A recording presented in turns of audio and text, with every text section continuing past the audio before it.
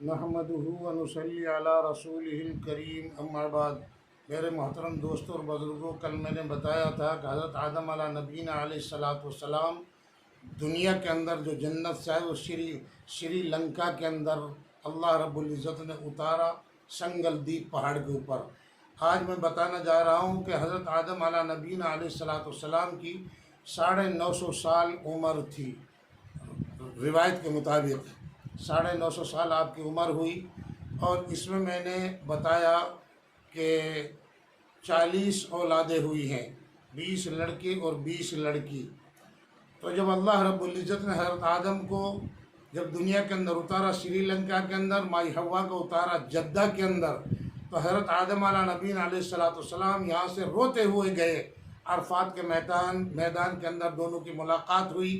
اور روایت کے اندر آتا ہے کہ کم از کم حضرت آدم علیہ السلام نے یہاں سری لنکا سے لے کر سعودی عرب کے کم از کم 40 سفر کیے ہیں، اور ان 40 سفر کے اندر 40 حج بھی آپ نے کیے ہیں ہندوستان سے جا کر کے۔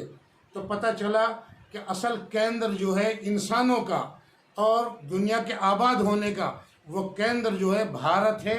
بھارت سے ہی دنیا کے اندر دنیا رچائی گئی ہے، اور یہیں سے دنیا بسی ہے۔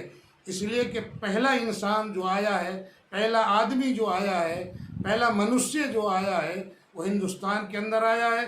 تو پتہ چلا جیسے انسان کے پیٹ کے اندر ناف سے، جس کو ٹونڈی کہا جاتا ہے، ناف بھی کہا جاتا ہے، انسان کا پہلے وجود ناف سے ہوا ہے۔ تو دنیا کی بساوٹ، رچاوٹ وہ ہوئی ہے تو ہندوستان سے ہوئی ہے، اور ہندوستان سے پوری دنیا کی نسلیں چلی ہیں۔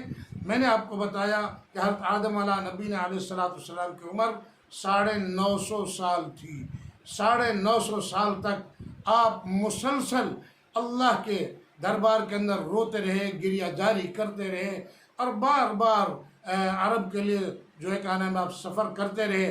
اس وقت کے اندر نہ کوئی کفر تھا، نہ کوئی ظلم تھا، نہ اس وقت کے اندر کوئی شرک تھا، نہ کوئی بدعت تھی، کوئی معاملہ نہیں تھا، اور نہ ہی کوئی مخلوق تھی۔